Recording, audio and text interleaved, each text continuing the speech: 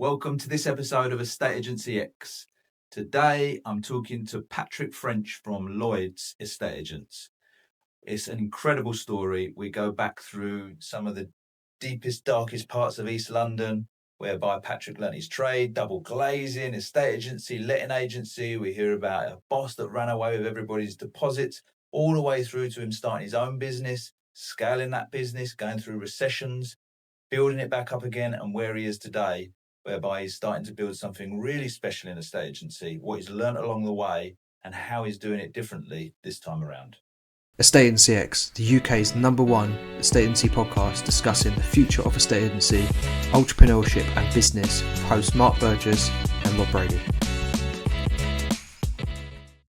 Okay, Pat, thanks for coming in. Before we dive into the episode, are you all right just to give the listeners a bit of a background on yourself, how you got into agency, you know, the whole kind of history of yourself and Lloyd's? Yeah, sure.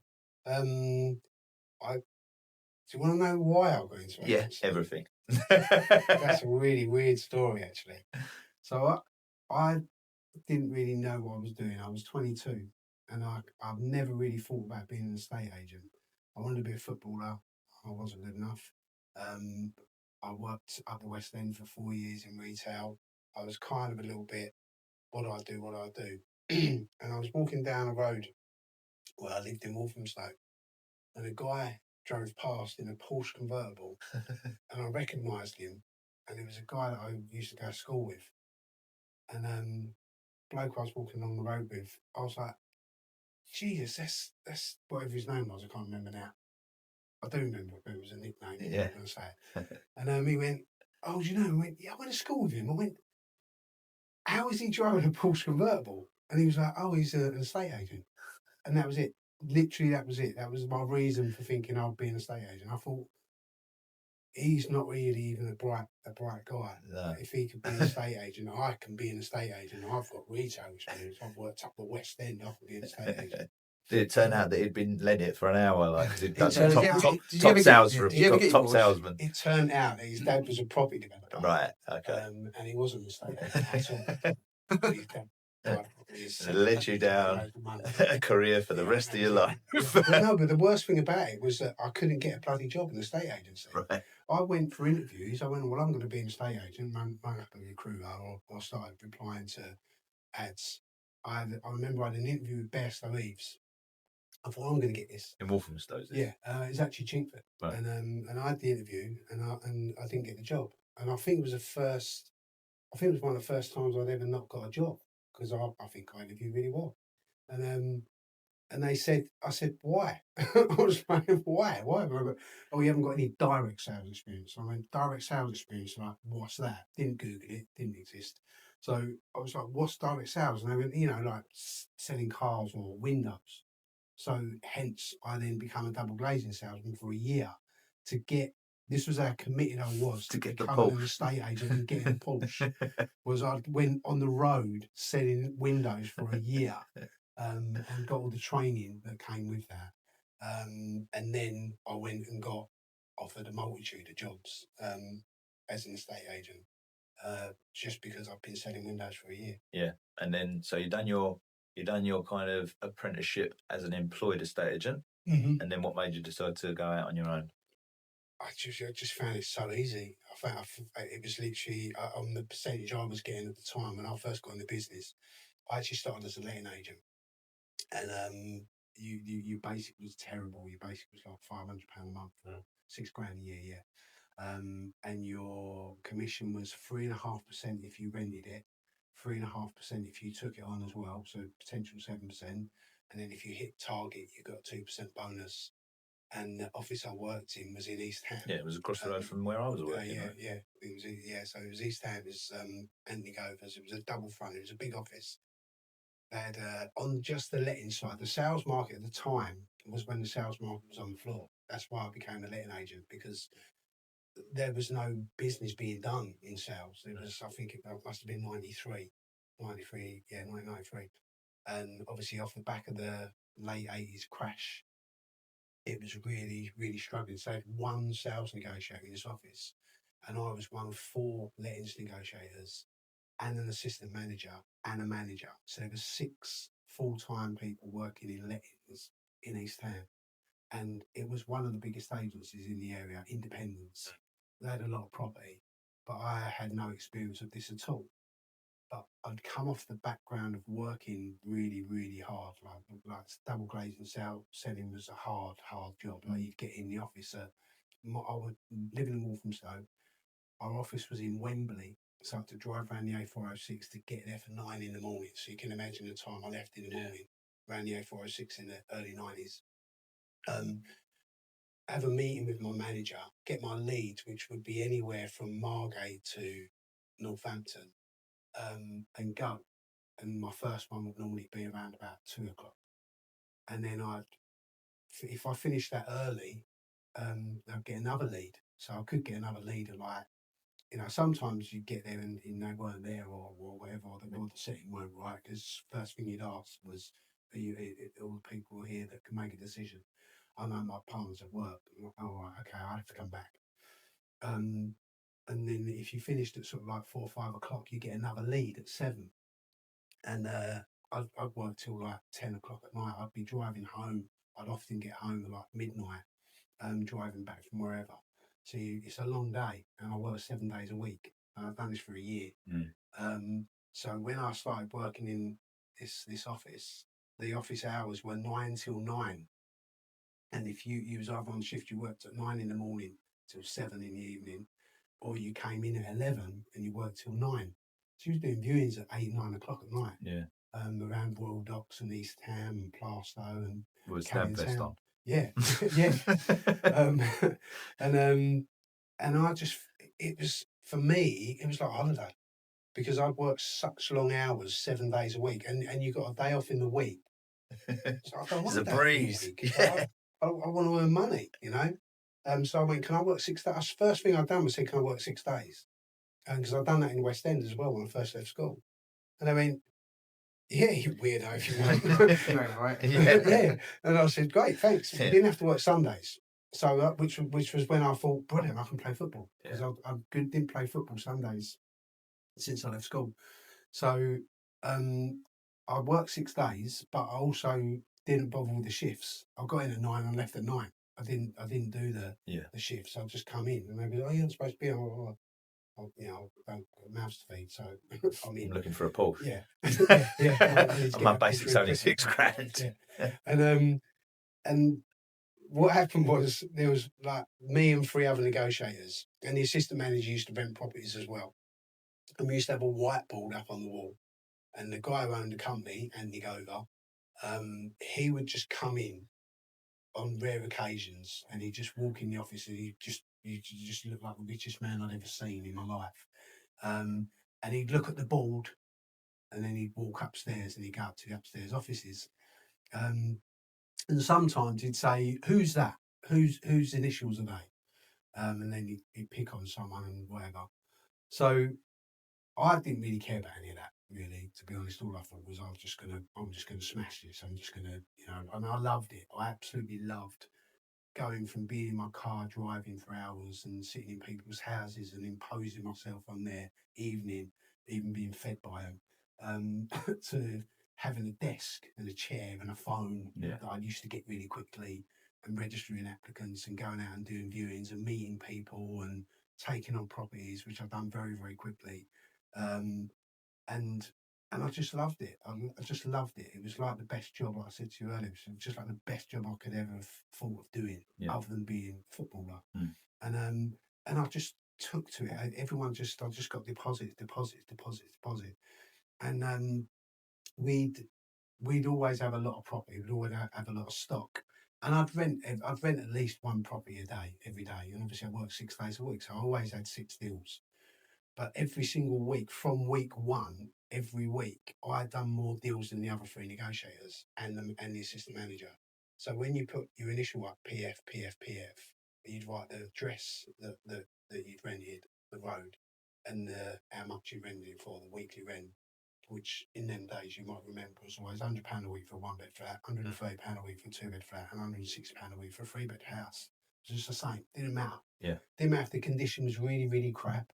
or it was really, really amazing. No. You still didn't really, £5 a week difference maybe if you were lucky, but not really, not a massive difference. And I'd always rent at least 6 properties a week, and sometimes 8, 9 or 10.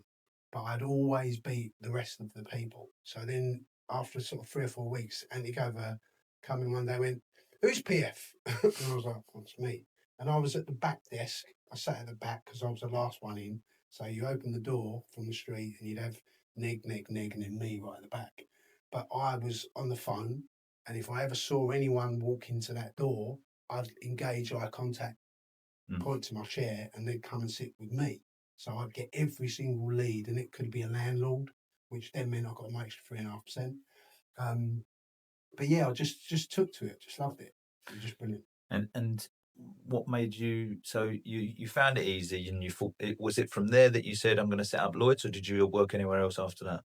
Well, because didn't you work somewhere where the geezer just run off with everybody's deposits? He was the geezer who ran off with someone threatened to burn the place down. So I looked so rich. I was only there for 6 months, and within that 6-month period, I think he had 9 offices across London. An office in Clapham, an office in Royal Docks, office in Dock Street, sorry, in Canary Wharf in Docklands area.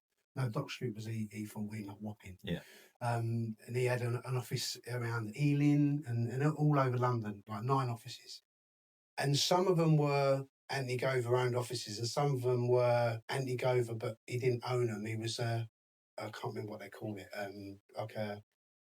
like McDonald's isn't owned like by a franchise, a franchise, yeah. So it was like a franchise. So it was like a director of that company, but he was a partner. Yeah.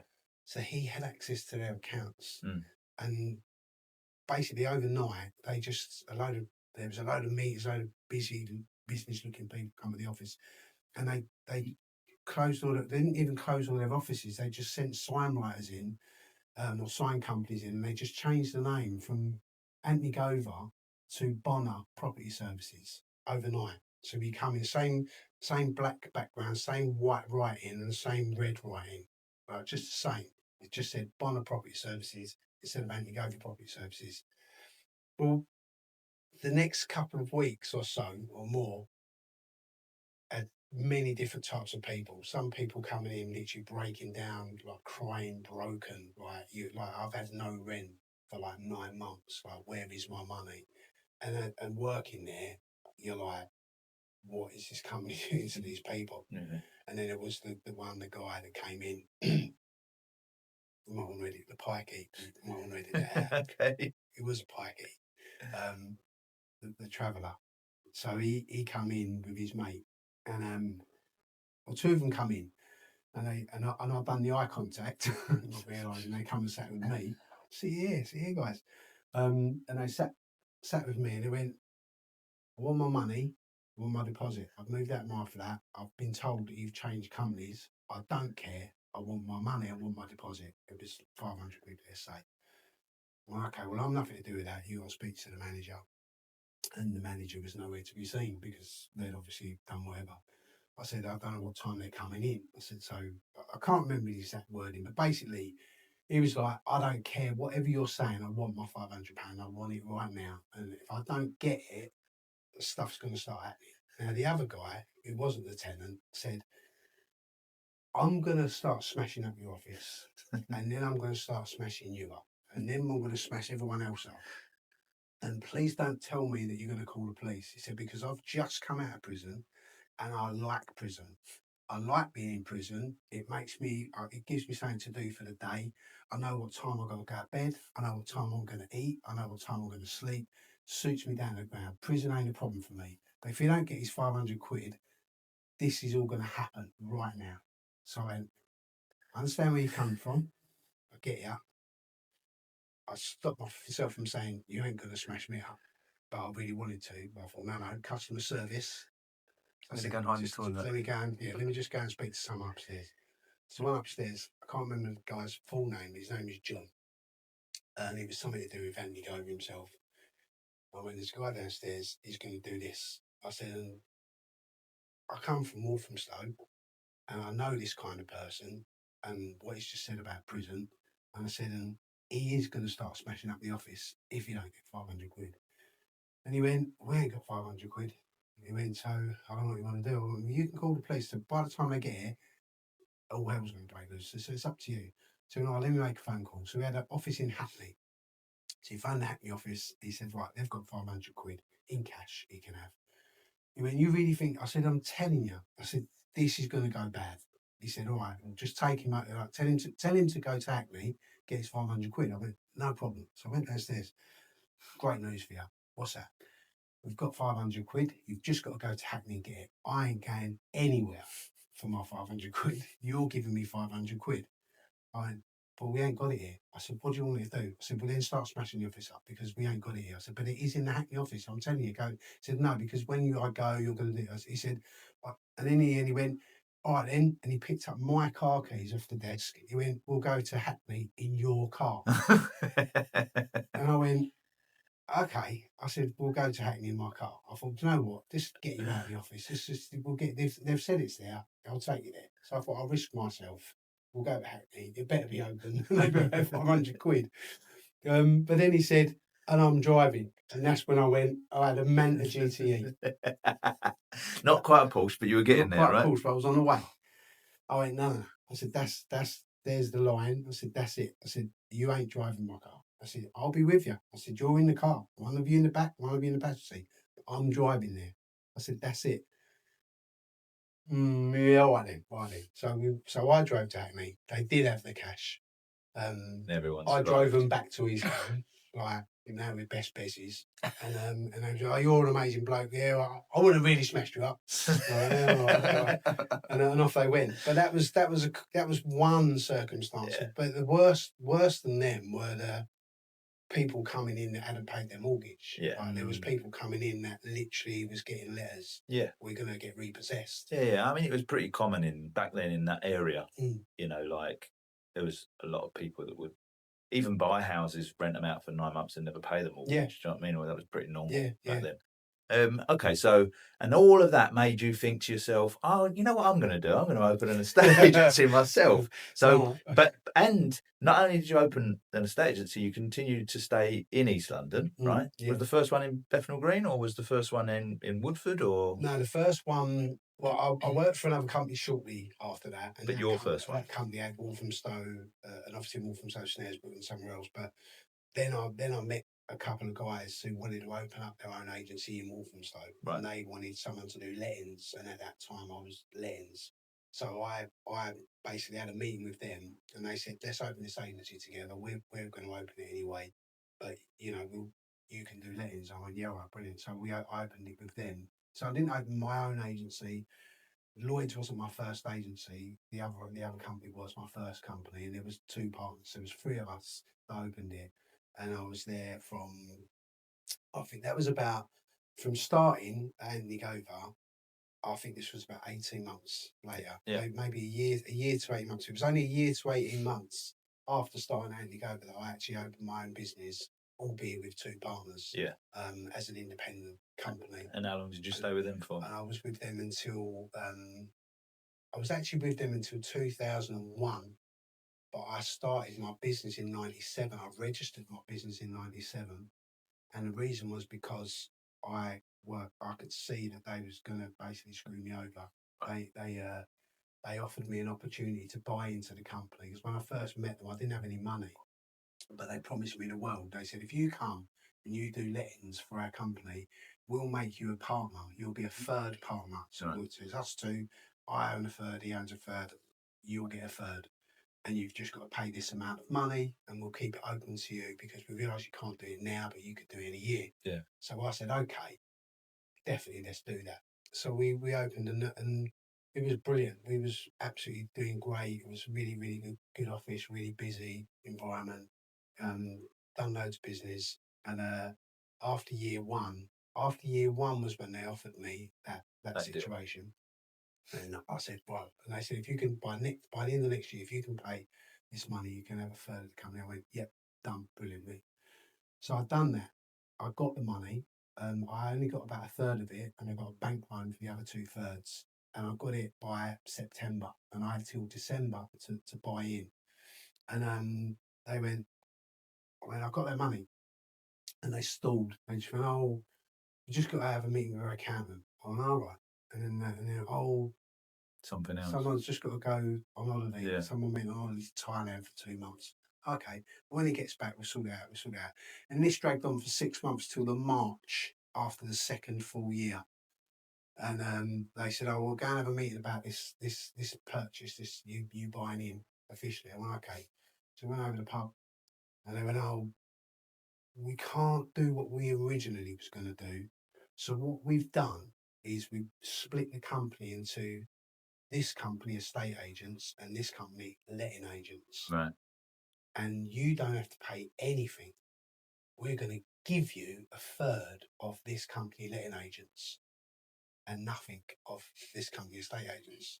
Right. Now, my deal with them was 35%, no basic, no salary, just 35% profit of profit after costs from day one. So when I first started working with them. So if we banked at the time, let's say 10 grand was too much, but let's say if we banked 10 grand after and we spent 2 grand on costs, so it was 8 grand, I'd get 35% of that 8 grand gross. And I was self-employed, I used to do my own tax return. And they said, no, we're going to do this. I went, so you're going to give me a third of the company that I've completely built all by myself, which is a 33.33%. And at the moment, I get 35%. I went, that doesn't sound like a very good deal, does it? I said, so they went, oh, yeah, but you'll own the company. I went, but I won't know, will I? I said, because you'll own that side of the company and I'll be working and you'll be benefiting from my work. I went, no. I said, you can pay that. I said, I'm not interested. And we finished the meeting and they said, oh, well, we'll work something else out. Well, you work something else out. I said, but I'm done. So I left, actually. I didn't go back in the office. I was actually quite upset by being what I felt was kind of betrayed. Like they'd gone back on a word that I'd sort of trusted. And one of them rang me and I said, I'm not coming back. I said, forget it. Oh, well, you're going to walk away from this. And we built it in just 2 years. And this was the other kicker. In the very first full year, I banked more money than they did together. In the second full year that just passed, I again banked more money than they banked together. And we was now in the third year, and I was already banking more money than they banked in that first 3 months of that third year. And I said, I'm not coming back. And they went, well, what are you going to do? I went, nothing. I said, don't worry about it. I said, but I'm not coming back. And then one of them was like, rang me up and was like, oh no, this feels so wrong. This feels so wrong. We can't do this. You know, you've got to, we'll give you what we originally said. And I went, all right, fine. And I just thought, but I'd already lost the trust. Yeah. You know. But I went, yeah, all right, fine. I said, okay, that's perfect. So I paid them the money, and they did make me a third partner and a director of that company. But it kind of soured it. Yeah. You know, it kind of just You had to go soured to it. that extreme to get it. Yeah, and it was never really the same. And we carried on. We were smashing it. We become the biggest agent in Walthamstow, independent at that time. I still kept banking more money than them every single year for another couple of years or whatever. And Danny, who's my business partner now, as you know, started working for me then, and another guy started working for me then as well. So we grew as a department as well. We was doing more business. And then I was still on the same pay deal of like a percentage of what I brought in, and my pay 1 month was 12 grand.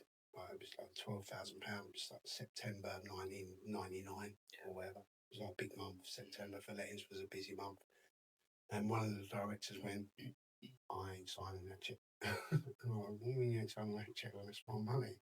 Went, no, and that's just ridiculous. You can't be earning 12 grand. I went, well, I said, it is what it is. So I left again. I said, you know what? Pack your cup, mate. I'm not interested. And he again gave me the check, and then it lasted 3 months. Yeah. But by then I'd already set up Lloyd's because I knew it was coming, and I'd already secured the premises next door, Right. the office next door, which we shared the car park. And I was ready to go. I was just ready. I had all my branding and everything in my head. I'd sort of designed it myself. knew what I was going to do. And I left, and they paid me out, about 4 times what I bought in for. And they gave me the car that I had. And we had other things going on. We had a couple of properties together that we needed to sort out. But then that was basically it. But then I started and I opened up in Forest Gate in an office. Just to start off with, it was just 2 desks and a phone, and me and Danny in an estate agent's, and we just done lettings. And then when the office next door to that company was open, then I opened up next door, and we was then an estate agent in Walthamstow. in Walthamstow. Because you're not in Walthamstow now, are you? No. We opened that office in Walthamstow in 2001. Then we opened in Bethnal Green in 2004. That office is still there. And then we opened in Woodford in 2016, about a year after we closed our Walthamstow office. Right. So we still retain 2 offices, but we just moved from Walthamstow to Woodford. Yeah. Which was probably a big mistake. Right. Okay. So, and during that period of time, I know you expanded the company out. You had quite a lot of staff at one point. I think you was up to maybe like 18, 20 people, 19, something like 20, that. We're talking all through the early 2000s and then right into the financial crash 2007-8 period of time, at which point you decided to make the company lean again. Yeah. In order to get through that period of time. Yeah.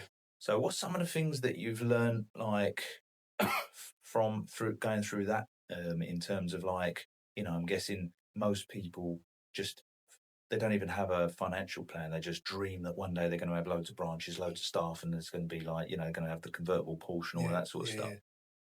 We've been around that circle, what's some of the stuff that you've learned about, I don't know, how to have a successful business? Well, I learned, I think, convertible Porsche. Suddenly, after a time, it just wasn't. I knew when I was 22, I wanted a convertible Porsche, but I didn't. I didn't end up wanting one. And but God, I don't know. It's a tough sort of question. What's the difference? What's the difference between having a company with 20 staff and everything that came with it, and then turning the company to be lean with less staff, and what makes you decide to going back to having 20 staff? Well, that was again, it was the 2008 banking crisis that was the catalyst that started that. Yeah. Trimming down, as you say, because I had to make the banking crisis meant I had to make 6 people redundant. I had to. Yeah. If I didn't do that, and I made a very quick decision there because the pipeline literally disappeared. Went from whatever it was in both offices, and I went into sales, estate agency. From 2001 when I opened up the Walthamstow office, and I run the sales, and I came away from lettings because I'd had enough of lettings by then, so I just became an estate agent. So I was running both offices in sales, and in 2008 the pipeline just went down to 0 in less than 3 months. And yet I had 6 staff. I had a secretary in each office and 2 sales negotiators in each office. And I thought, well, we've got no money coming. Nothing coming. And they're only to do with sales. Yeah. And we was doing more business, not business. We was wasting more time because we was getting more listings from people who couldn't sell because of the banking crisis. So they was ringing us, going, "I'll put my property on the market." My estate agent. It was nothing to do with their estate agent. It was because the banking crisis had happened and lenders weren't lending, and buyers were now scared to buy, so they were pulling out of sales. But people were just going, "Oh, well, I'll put it on with you. I'll put it on with you." So we was going out on all these listings and people saying, "Yeah, put my property on the market, put my property on the market," working harder. And I just thought, no, this is going to end badly. And if I don't address it really quickly, and it was probably the most sensible business decision I made, but very much the hardest, was to say to those 6 people, "We haven't got a business. Yeah. I can't employ you anymore." And I made 6 people redundant. And then we went back to just being a letting agent. So from 2008, we was just a letting agent and a property management. And our property management was brilliant because in those 8 years, we had increased our management portfolio to 250, 300 properties, all in and around Walthamstow, Bethnal Green, Hackney, really good markets, really good rents. always busy, always renting stuff really quickly. So then we were still quite sizable, but sort of the processes within business became more and more efficient, and the managing staff became, over the next, let's say, 10 years, from 2008 to 2018, actually, which is really, really key, because that's when I had heart surgery.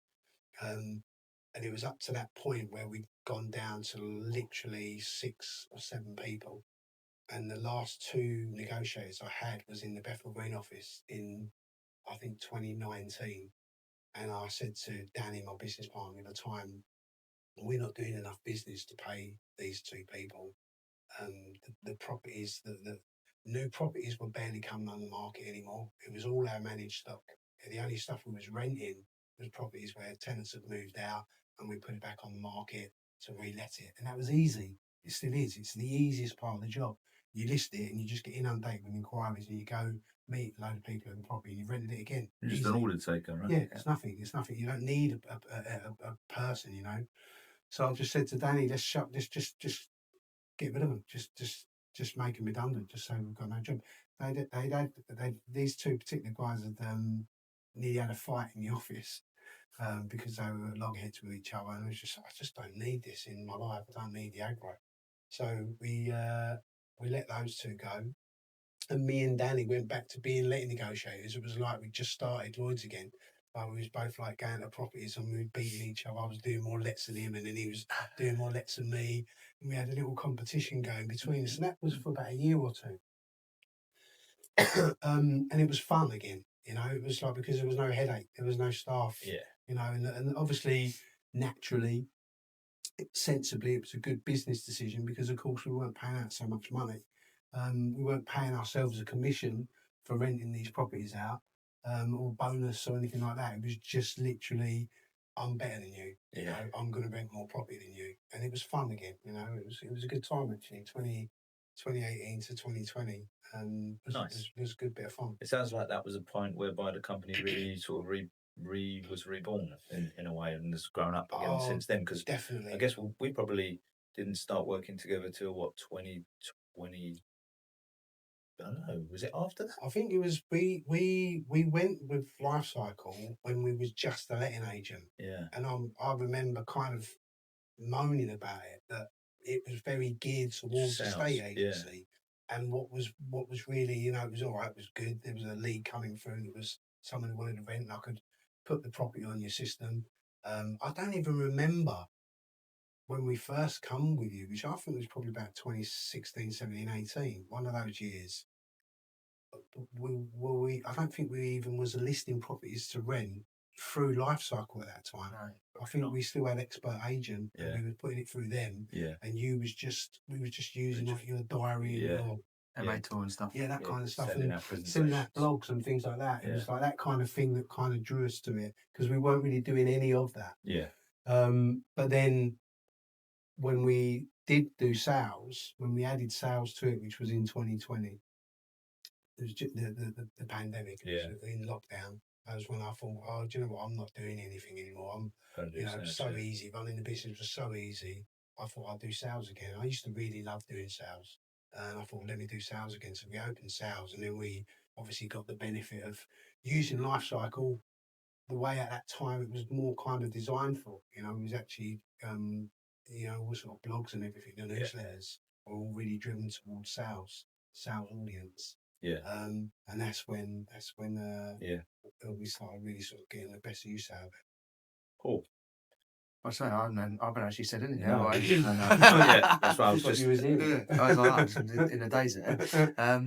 So like, because obviously we've been. I remember like, my early memories actually with you guys was actually I was coaching you guys. I don't even think you had video at the time on some of your laptops. I think it was just like Lloyd's 1, Lloyd's 2, Lloyd's 3, and I was trying to work out who's Pat and who's Danny. Like really confused. Yeah. And then I've seen in the sort of last few years, you've really sort of taken a real serious look at it, just being like, I'll just do a couple of sales, come bored. Yeah. And you really sort of really jumped back into it, like videos, marketing strategies, lead generation, Whole rebrand. websites, rebrand.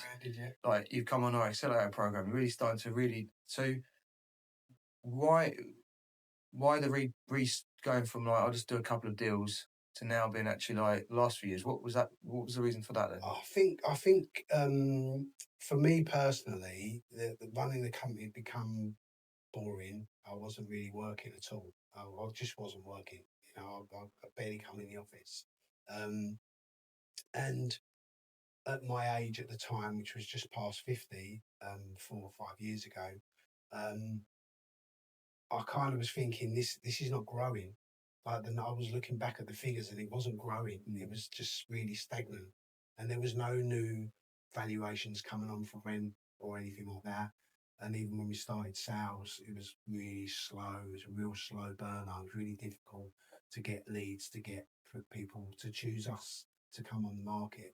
But just prior to that, the decision to really kind of push myself into it was that it wasn't growing, and I thought, well, where it's not enough. It's not enough for me to live the rest of my life the way I want to live the rest of my life.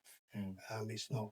I don't feel proud of this anymore. It wasn't. I felt proud of it in the early noughties. We grew so quickly and we were so good.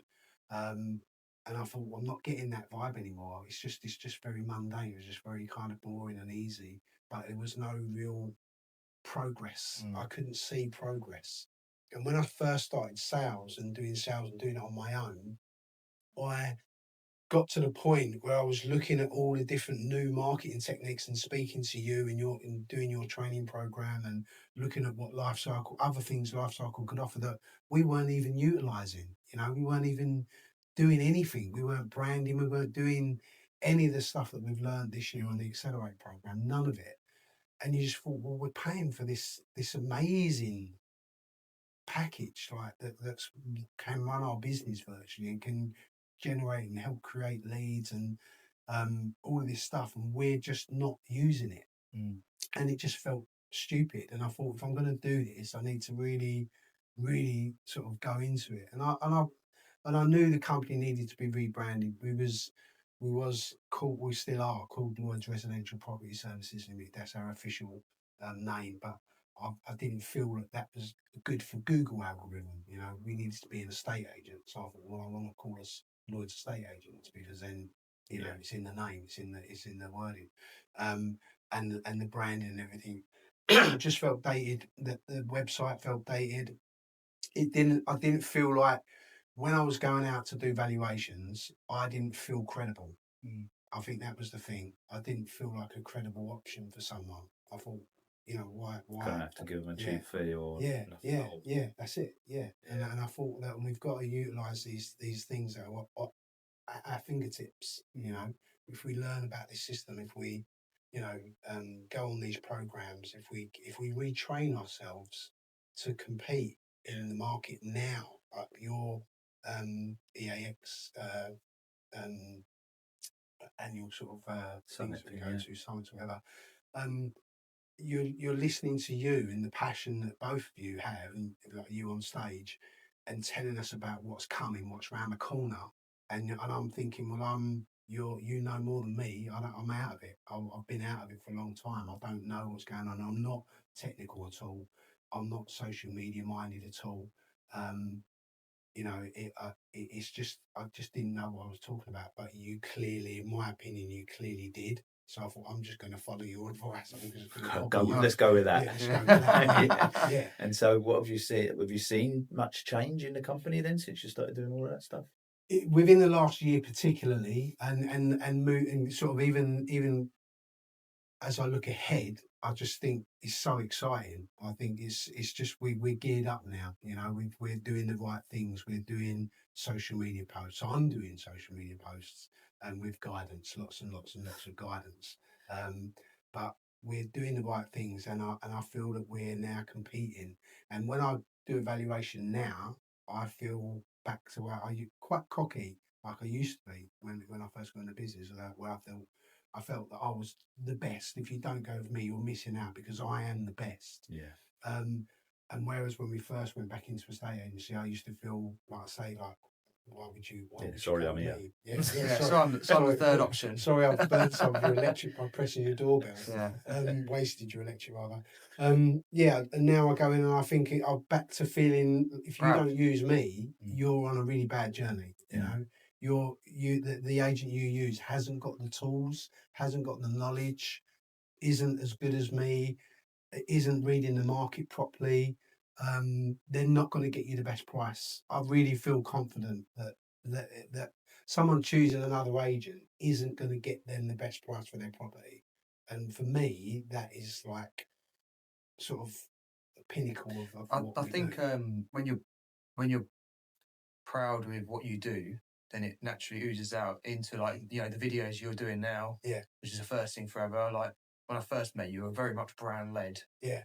And now with the rebirth, you're almost trying to make sure that people understand the why behind the brand. Yeah. And the people in the face. Yeah, and the people in the face, and I remember you saying, "Oh, I've got to do this social media stuff." Yeah. And then now you're on camera, and actually you're presenting very good polished videos. Yeah. It's not a case of, oh shit, I've got to do this thing. You get your phone out and just hope for the best. Yeah. There's actually a strategy that you're thinking about towards all of this, rather than just being in a state and go, I've got to do this video stuff. I might just do it and then wondering why it's not working or what the whole reason behind it all this. I think like even when we was doing the stuff on the accelerator program around brand with you guys, Danny, and everything, and started to come to light that like it's about relationships with you guys. And I know like you could say loads of estate agents would say that, but everyone does kind of say it, but everyone says it in their own way. Yeah. And the way that you were saying it was like something got discovered, and it was like, you know what, that is what it's all about. And even when I've spoken to you outside of here and stuff, and you can just feel that that's been rediscovered now, whereby like you were saying to me, like, go and see some people, and it's like, maybe we can work together, maybe we can't. I don't know. This is what we do. This is how we like to work with people. If you want that, we can do something. If you don't, no problem. There's a load of other estate agents. I think to be fair, I think this is credit to you two. I think you dragged that out of me. When we had meetings about why I was going to do the accelerator program, why I was going to do a neuron website, you were saying what makes you different. Why should someone use you? And you do start thinking, well, I can't just say use me because I'm just the best. Yeah. You'd be crazy not to use me.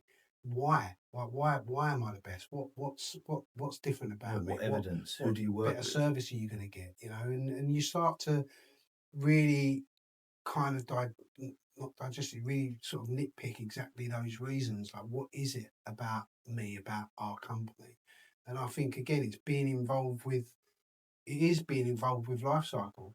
Like I've said to you, life cycle isn't a CRM. It's a massive. It feels like a massive organisation with loads of branches off of it that covers everything to do with business. It's not just a CRM for estate agents. Yeah. That doesn't sum it up at all. Yeah. I guess Iceberg as a whole, I guess, is kind of like that, because we have our WhatsApp group that so much stuff goes on in that WhatsApp group. You get a bit dizzy with it sometimes, but so much gold in there. Yeah. You know what I mean? And good things that people share, the summits that you spoke about. Pat basically goes through the WhatsApp, doesn't he? You said like, I wait till a certain day and I scroll back through and I find certain bits, and then you because sometimes there's so many messages on there, so many ideas and so much good content. I struggle to go past it, so I just keep sending it to myself, like sending snippets, and then again I'll have a training session with Robin. He'll go, "You do know you can just go on here, it's all there." That's awesome. So, can you see now, like, I don't know, if there's an estate agent out there that's maybe somewhere on that journey that you were, like maybe they're back around, that sort of 2016, 17 time. I don't know, they're feeling a bit lost with it. Like some of the people in the office they don't really want to get rid of, but they don't really know that they specifically bring in any extra money. And I don't know, what advice would you give to that person who's just sort of a bit lost with the whole thing? I think I'd say take some time to just really think about what you're doing as a business and look at each individual person and what they bring. be honest with yourself. Just sit there and actually think about talk to your partner about it, your business partner or your partner, and just sort of think, well, you know what? I got to the point where when I realised I didn't need two people, that me and my business partner Danny could do a better job than the two people we had doing it. And Yeah. while I was sitting there scratching my ass, for want of a better phrase, I'm paying someone a decent salary to do the job worse than me. Yeah. And I actually think that was the words I said to Danny. So we're paying these two clowns to do the job worse than us. Pay them to have a fight in the office. Then they're not enhancing us as a company. You know, but there were one of the guys was videoed in a branded car, in a company branded car, screaming and shouting on his phone, held to his ear, whilst waiting at the traffic lights at Bethnal Green Crossroads. Yeah. And they posted it on social media. And I was like, oh man. Yeah. Like, I'm paying you to bring my company down. Yeah. And bring it down around my ears. So I think I mean they're kind of triggers, you know, they're kind of like pokes, like look what you're doing wrong here, you know, like obvious things like wake up calls. And I think if you just sit down and you really think about it, you'll become more profitable just trimming the fat from the business, you know, just literally looking at it and going, that person isn't needed, you know, I can do it better. And has that freed up more money to then reinvest in things like paid advertising? Yes. Actually getting someone to do the video stuff. 100%. Well, even life cycle and the accelerator program and all, because none of those things are cheap. A lot of companies in that position wouldn't have thought, you know what, I'll go with the life cycle system. Yeah. I'll go with a neuron website. I'll go with an accelerator program. Right. So if you look at that, it's like crazy. You think about that, you're saying I'm paying this person to do a shittier job than me. Yeah. When actually, when you think about the money, reinvest that money, like that's in most agencies, you think that's like the accelerator program and a neuron website done in life cycle. Really, when you look at it, that's one of those guys, the annual salary. Yeah, exactly. Just them three things. Yeah. And obviously we've done the accelerator program and the neuron website this year together when I was having a conversation with Mark about which one should I do first. And we ended up doing both of them. But we done both of them because again it was a no-brainer.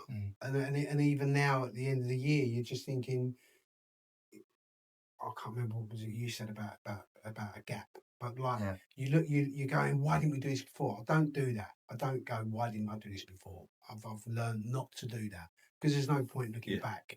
But you're just excited to look forward, to think, I'm so glad I've done that. It was such a wise investment. It was such a good decision. It was a fundamentally brilliant decision to do both of those two things this year. Because it has enhanced the business. It gets you talking about your business. It makes you makes you think, yeah, I'm proud of this business. Like we do work hard. We are good at what we do, and we're getting the tools to bring it forward to be, to be a good thing for people that if they come across us, lucky them. Not just and they find the right stuff when they come to you. Now it feels like they get the right feeling, the feeling that you wanted them to get. Yeah. If they then make the inquiry, it's like half this job is kind of done. They know what they're getting when I turn up. This isn't just going to be about fees or whatever. There's a reason that they made an inquiry now, you know. I think it's important what you said there as well, because without dragging yourself out of the business on to focus on some of those things, the days just go where you talk about viewings, you talk about cancelled appointments, you talk about the day-to-day stuff, don't you? You don't just go like, right, let's stop and talk about branding. Exactly. No, that's right. And it gets lost in translation because you're just going about your daily routine and you're not really thinking or forward thinking or anything. You're not even analysing what you're actually doing, what your purpose is within the business.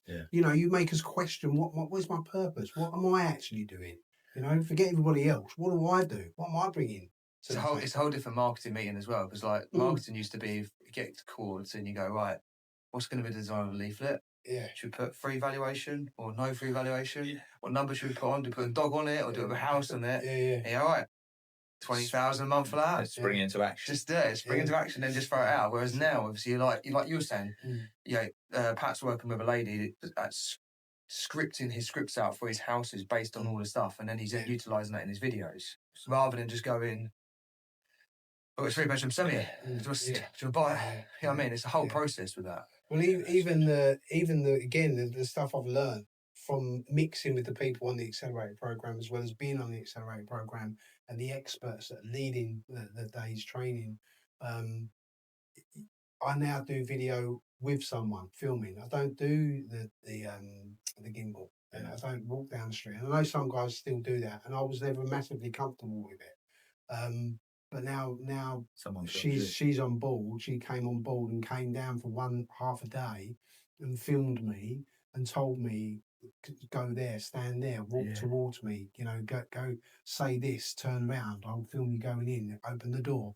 Like, you can't do that. You can do it with a gimbal, but it doesn't look as good or as polished, I don't think, for me, in those videos. So and again, it's the don't compromise on a commitment to doing something. So because I've got the social media manager now saying you've got to give me 3 bits of content a week, I can't not give her 3 bits of content a week. It's not negotiable. I've got to give her 3.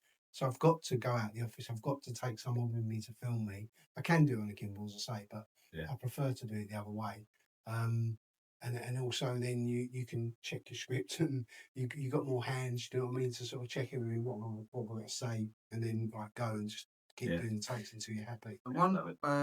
One thing before we let you go, Pat, a couple of months ago we had one of the sessions for the workshop, and it was quite a poignant moment where I was a real nice breakthrough, I think, for you. You were like, you had the session, you analysed it, and you realised like all you guys are doing a load of random admin stuff, and then you were running around, and you realised like you could have given it to someone else, and then that then freed you up some time. So like, go through that process, because there's a lot of owners out there who are still running around trying to do it all, and not necessarily understood like what they could be really investing their time if they worked out like their tasks they've got to do. So like, go through the process of like, what was you like before, what was you like afterwards? Again, I think before the program, I was definitely just going through the motions of working in my business, not running my business, working in my business, coming in and doing my day job to help the business. But the growth is the problem. I think if you're working in the business, it's difficult to concentrate on the growth of the business. And the accelerated program, with each session that we done, kept leading me to the place where it was actually your session, Rob. It happened a couple of times before, but it was really the session that we had with you that made me think, I knew what I had to do. I just wasn't doing it. I wasn't recognising it. I wasn't accepting that I needed to do it. And because we're a small team, that was part of the problem. It was me having to say to my 2 business partners, one of which had been in business with me for 25 years, we've got to restructure the business. I've got to be the lead, and you 2 have got to be underneath me. You 2 have got to do these more, basic sort of daily tasks. You've got to do these jobs, because we haven't got the money, and we haven't got the sort of time 40 people. No, we can't go and get 2 people, because then they'll be sitting there twiddling their thumbs. If they're not doing the job that they now do, they wouldn't have anything to do. What's the point of that? It's not growing the business, is it? And it was recognising that from that session. It was thinking, right, this is the time. These are the roles that exist in our company. This is who's going to do it. That's it. We can't make roles up. These are what we need. So literally the next day we had the meeting. I said, right, we need this meeting. And we had a meeting. And I said, right, I'm going to run the company, and I'm going to do this. And these are going to be my roles. And I'm going to do listings. And I'm going to chase listings. I'm going to stop looking for new listings. That's going to be your job. You're going to do that now. I'm not going to do it. I haven't got time for it. I'm going to get a social media marketing manager. We got one. I'm going to do the video. I'm doing the video. I sat down, worked out what I can and should be doing, and what I shouldn't. Well, importantly, what I shouldn't be doing. And there was a lot that I shouldn't be doing. And how was that received in that meeting? Brilliantly. Yeah. Absolutely brilliantly. Because they've been on the same journey as me. Mm. They came on the accelerator program with me, which was another brilliant thing about that program, is that I could bring 1 or 2 people with me, and I brought them with me so they could see what I was going to be learning, what I was going to be finding out, what I was going to need to do, and them to understand what I was going to need to do. There's a great analogy of that somewhere. I've used it before, I think, haven't I? Whereby, like, you know, if you were sitting watching a fox chase a rabbit, like the fox does all these amazing moves whereby, like, it looks like it's breaking its back to chase this rabbit all around these logs and all this sort of stuff. But then if you couldn't imagine, if you couldn't see the rabbit, fox would just look like he was off his face, right? And so you've got to let the team see the rabbit. Yeah. And your team got to see the rabbit. They were like, "This is awesome." But imagine if they hadn't been on the course, they'd just been like, "Patrick's gone off on the." That don't know like what he's going on So about. like Kumail Yeah, come out there yeah. now saying he's Iron Mighty. Yeah. That really is a great analogy. You've got to let them see the rabbit. Yeah, and that is what's happened, and it makes those conversations easy. You know, it makes them easy because I'm not explaining why. I'm just saying we're going to do this. Yeah. You know why. Yeah. You don't have to waste time talking about the why. Love it. You know, it's easy. It was brilliant, and that's what's exciting about the future. Even though at the moment the market is quiet, it's flat. The budget's coming, December's coming. It's it's a time to, you're caught 50-50. Do I try and push a client to this now? Do I try and say, hold on, actually, let's go? I think in those markets, the ones where agents, their pants down and everyone can see what's happening. You know what I mean? Like, when the tide goes out, you can see who's swimming. Exactly. Yeah. And I think, and that's where the differentiator happens. You can tell from this side of the fence that something special's being built. Yeah. You can see it quite easily. You know, it's not always as easy to see when you're on the inside and you've got, you're worrying about like profit and loss and cash flow and, politics and all of that sort of stuff. But on the outside, it's a lot easier to look across and go like, the Lloyds that I look at now is like a completely different company to the Lloyds that you mentioned that we worked with when it was just lettings back in 2017. You had the tools and just not using half of that because it's not really for us. I'd even say 18 months, 2 years ago. I really would. I'd say that I think a massive, all of our improvement and movement forward is probably come predominantly in the last 12 months. The understanding, I think we was, like you say, we were talking about stuff, wasn't really doing it properly, wasn't really implementing it, wasn't really, following through with the ideas and the implementation of the things we needed to do. But in the last 12 months, particularly, everything's we've gone. We got to do that. We got to do that, and we're doing it, and we're committing, and we're getting the rewards now, and we're seeing the progress. Yeah, love it. Okay. Yeah, thanks, Pat, for coming in. Yeah, appreciate it. Thanks very much for inviting me. It's been a great day. Cheers. Thanks for listening to this Estate Agency X podcast. Can you make sure that you're actually subscribed to this podcast channel if you liked the content? It helps us massively to get better guests, and it just helps us generally. So you might think you're subscribed, but just have a double check, whatever your podcast platform of preference is, that you're actually subscribed, and then that way we can continue to grow the channel and get better and better guests for you.